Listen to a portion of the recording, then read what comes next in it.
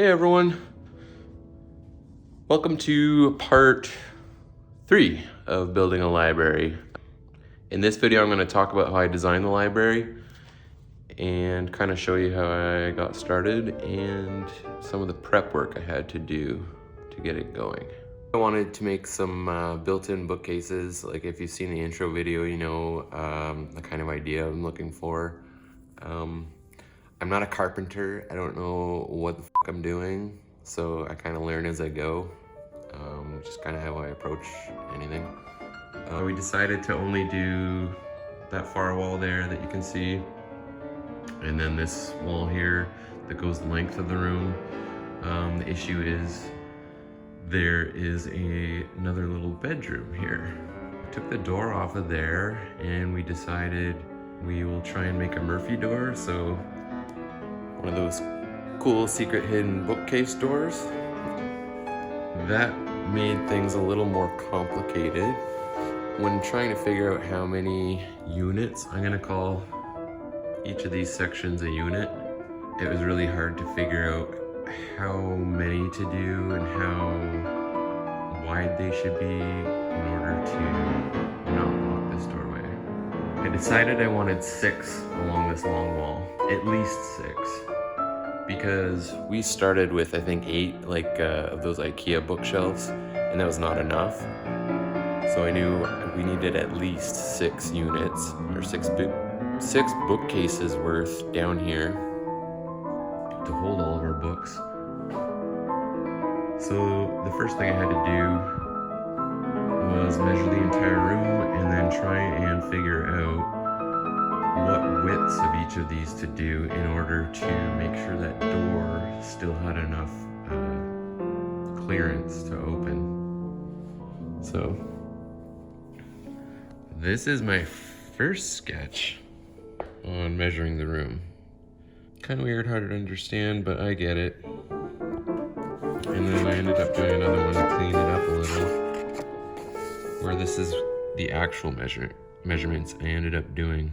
So you can see the entire length of the room is 234 inches.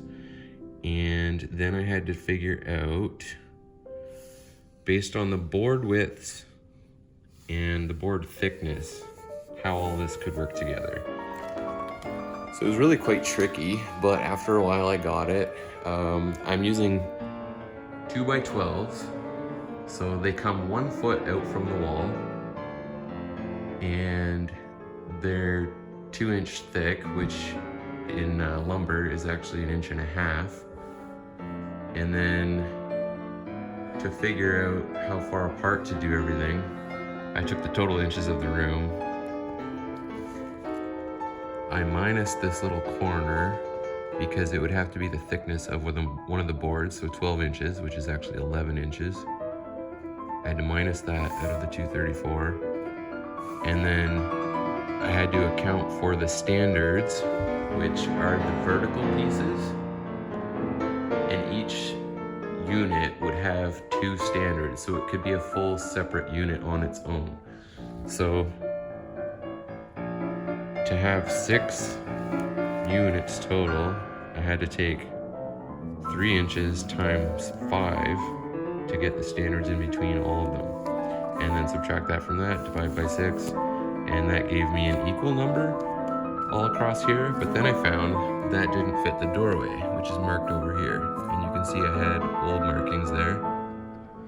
So what I ended up having to do was, on either end, the first and the last units, I shrunk a little bit, and then that allowed me to have the 4 in the middle are equal size, but the one that covers the door spans the entire door.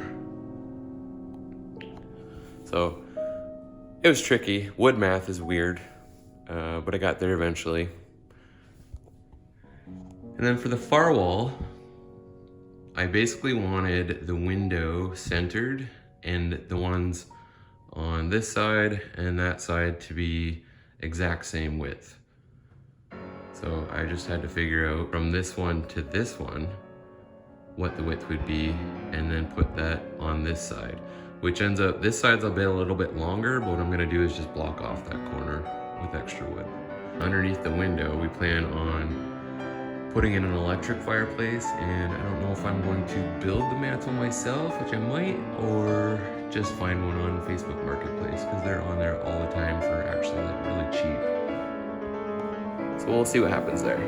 So to prep the room, I first started, as soon as I figured out all the measurements and exactly how it was gonna work, I used painter's tape, which is 1.5 inches, which is the same thickness as the boards, and marked off the entire bookcase or library, all the way around the room where I was gonna do it. And then the next thing I did, which I filmed on my laptop when I did it, like a long time ago, I put in some strapping along the entire ceiling. That's just 1x2. I measured out 16 inches apart for all the joists so that I could screw it into the joists.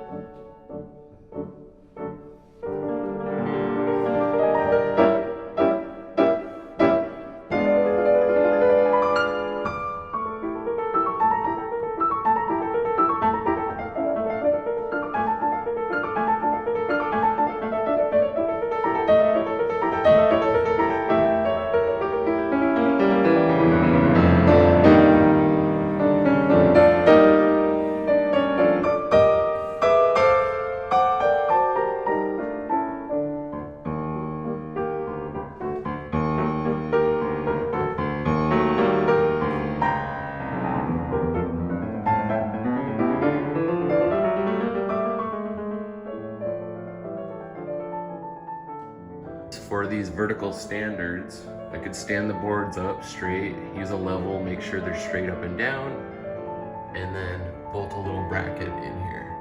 And you'll see only one screw is in there right now to allow me to move this until I put the shelves in and make it more permanent. So like this one, it's only one screw. This one has a bracket on both sides. It's not fully in.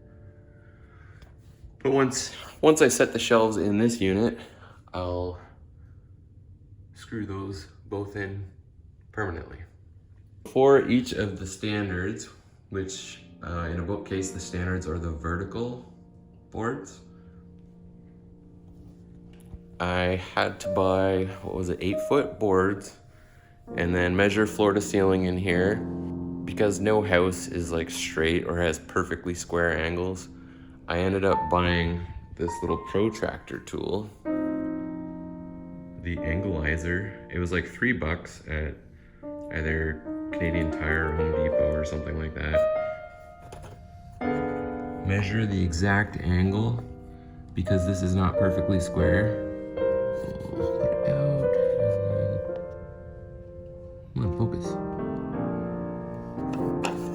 All right, so that it's not at 90 degrees. It'd help if this would focus.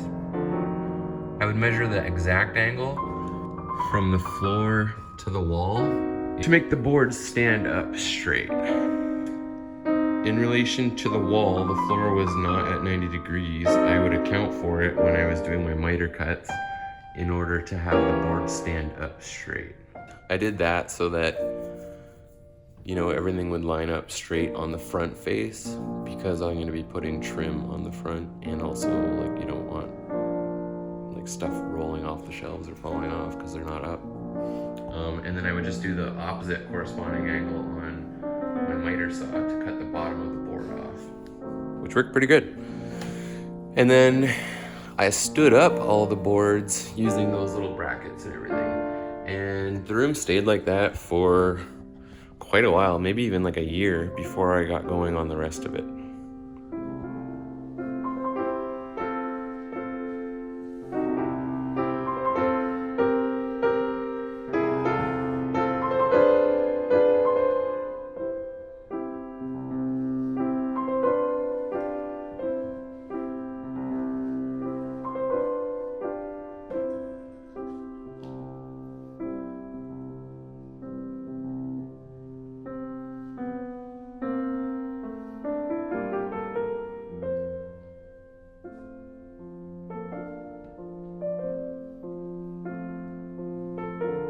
it's called like a rabbet joint or whatever. I was gonna put a board along the bottom and then like bolt it in.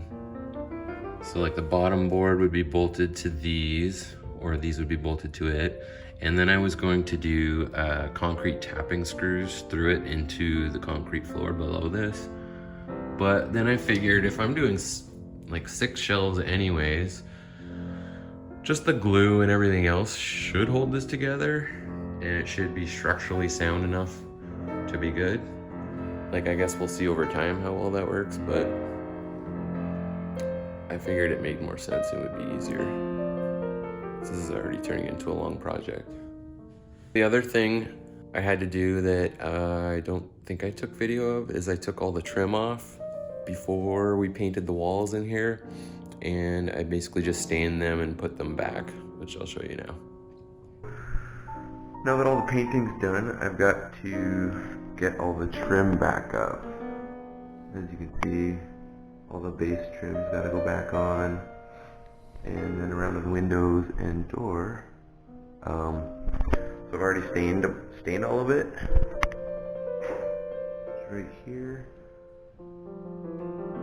So there are a few parts we got to replace. So now it's just a matter of measuring, cutting, and putting it all back on the walls.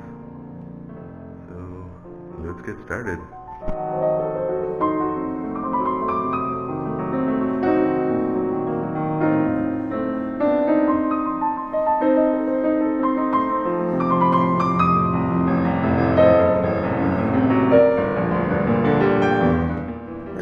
Trim is in, window done, got this whole wall done, these windows. I think I'm going to do some sort of wood trim here, kind of box in this whole windowsill thing. But yeah, this looks good. Now it looks kind of finished off. Pretty good, and I'm loving the colors.